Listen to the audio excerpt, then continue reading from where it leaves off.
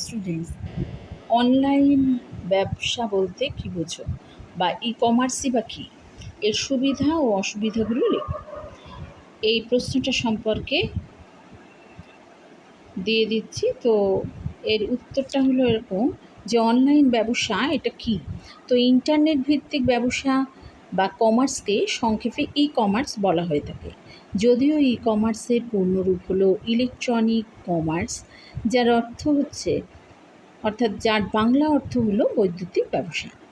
অর্থাৎ ইন্টারনেটের মাধ্যমে ব্যবসায়িক লেনদেন, পণ্য ক্রয় বিক্রয় করা এবং বিনিময় ভিত্তিক যে কোনো সুবিধা ব্যবহার করাকেই কিন্তু ই কমার্স বলা হয়। পৃথিবীর ইতিহাসে সহজ পদ্ধতিতে ব্যবসায়িক কার্যক্রম পরিচালনার এই অপর নাম হলো ই কমার্স বা অনলাইন ব্যবসা।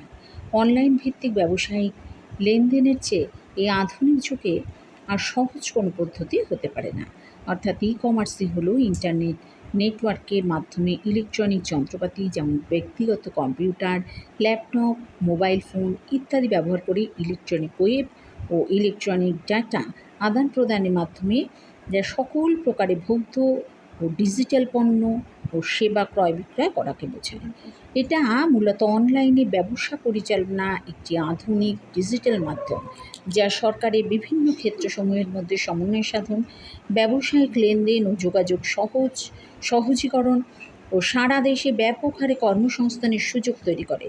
ক্রমবিকাশমান বিশ্বায়ন প্রক্রিয়ার কারণে ই কমার্সের পরিধি এবং জনপ্রিয়তা বিশ্বব্যাপী বেড়ে চলেছে। এবারে এই অনলাইন ব্যবসার সুবিধা সম্পর্কে তোমাদের বেশ কিছুটা দিয়ে দিচ্ছি, তোমরা সেই সম্পর্কে এটা একটু জানবে। তো গতানুগতিক ব্যবসায় মার্কেট বা বাজার হলো একটা নির্দিষ্ট জায়গা যেখানে পণ্য কেনা বেচা করা হয়। কিন্তু ই কমার্সে বা অনলাইনে ব্যবসায় নির্দিষ্ট কোনো জায়গার প্রয়োজন নেই। এটা হলো সর্বব্যাপী, অর্থাৎ এটা সব সময় সব জায়গায় সহজলভ্য। মোবাইলে বা ল্যাপটপে বা অন্য কোনো ডিভাইসে ইন্টারনেট সংযোগ থাকলে যে কোনো জায়গায় বসে দ্রব্য কেনাবেচা করা যায়। এই সর্বগ্রহণযোগ্যতার বিশেষ কারণ হলো ই কমার্স বা অনলাইন ব্যবসা কোনো নির্দিষ্ট সীমারেখা দ্বারা এটা নিয়ন্ত্রিত হয় না।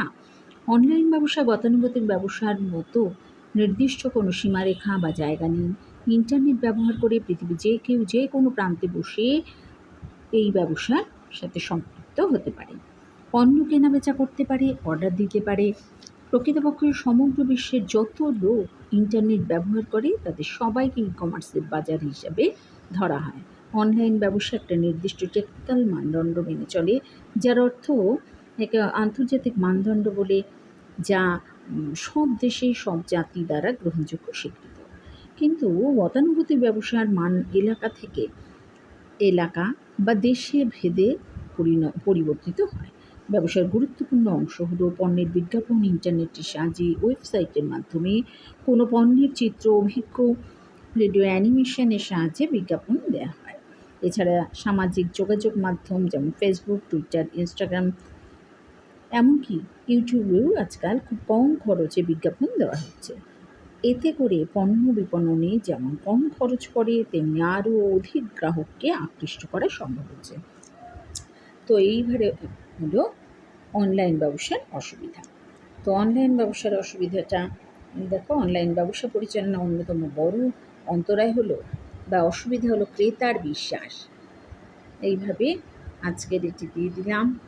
এটা হলো অনলাইন ব্যবসা বলতে কী বোঝো বা ই কমার্সে কী, এর সুবিধা অসুবিধাগুলো আজকের আলোচ্য বিষয় ছিল।